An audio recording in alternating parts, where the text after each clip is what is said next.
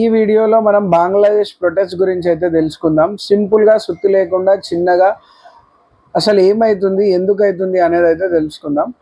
So ఇది తెలుసుకోవాలంటే అసలు బంగ్లాదేశ్ ఎప్పుడు ఫామ్ అయిందో కూడా మనకు తెలియాలి. బంగ్లాదేశ్ వచ్చేసి డిసెంబర్ 1971లో ఫామ్ అయింది.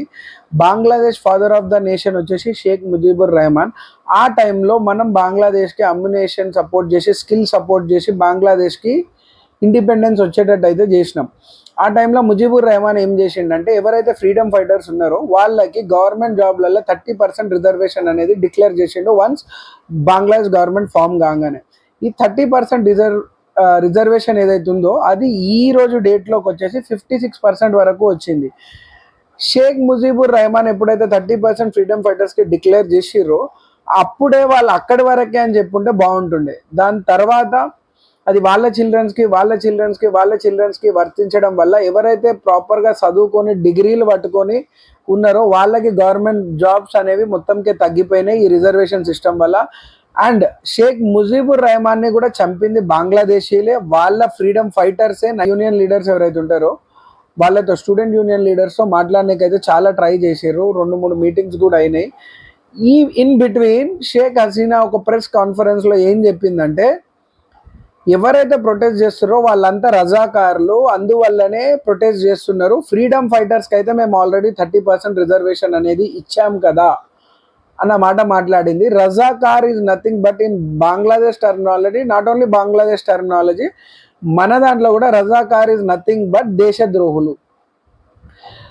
డైరెక్ట్గా స్టూడెంట్ని దేశద్రోహులు అని చెప్పి టార్గెట్ చేయడం వల్ల, ప్రొటెస్ట్ చేసే వాళ్ళని దేశద్రోహులు అని టార్గెట్ చేయడం వల్ల మాబ్ అనేది విపరీతంగా యాంగ్రీ మోడ్లోకి వెళ్ళిపోయారు. అన్ని ధ్వంసం చేయడము, చంపడము, ఆల్మోస్ట్ 200 పీపుల్ వరకు చనిపోయారు కూడా బంగ్లాదేశ్లో.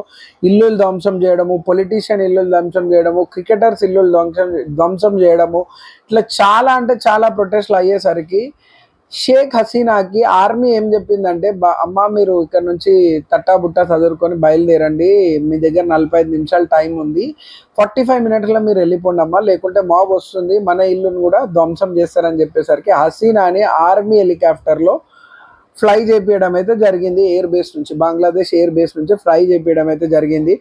హసీనా యాక్చువల్లీ వెళ్ళాలనుకుంది యూకే, బట్ యూకే తనకి వీసా ఇవ్వలేదు. అమెరికా కూడా వెళ్దాం అనుకుంది తను, అమెరికా కూడా వీసా రివోక్ చేసారు హసీనాది.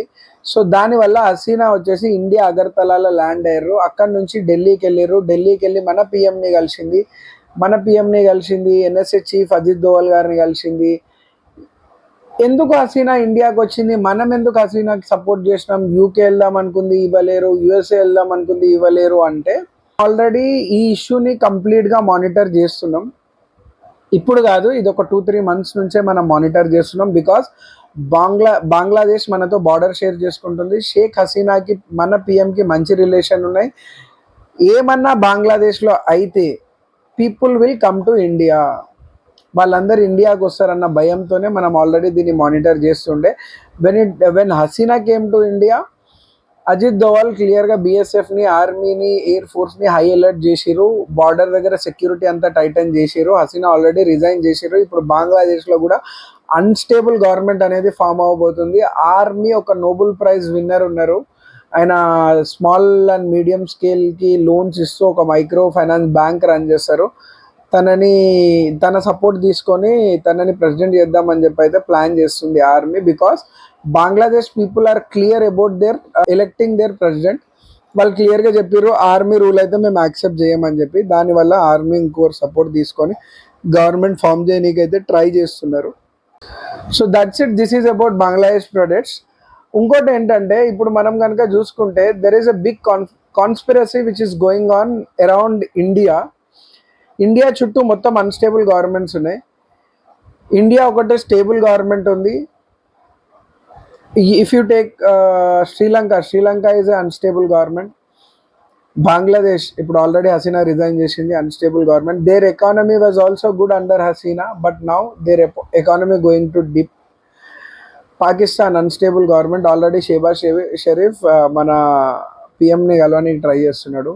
నేపాల్ కేపీ ఓలీ అన్స్టేబుల్ గవర్నమెంట్, అక్కడ కేపీ ఓలీని కూడా దింపడానికి ట్రై చేస్తున్నారు. మన దగ్గర చిన్నది అది ఉంటుంది, ఏదది మన Maldives is also unstable government. No one is supporting India. Sri Lanka ఏమో మొత్తం చైనా డెప్లో ఉంది. ఈ టోటల్ మన చుట్టూ ఉన్న అన్ని అన్స్టేబుల్ గవర్నమెంట్ ఉండడం, మనం స్టేబుల్గా ఉండడం, మనం వరల్డ్ లీడర్గా కావడం ఎవరికో కాలుతున్నట్టు ఉంది. సరే, మీకు ఏమైనా ఫీడ్బ్యాక్స్ కనుక ఉంటే please comment me. Anyway, next వీడియోలో మళ్ళీ కలుసుకుందాం. Signing off, bye.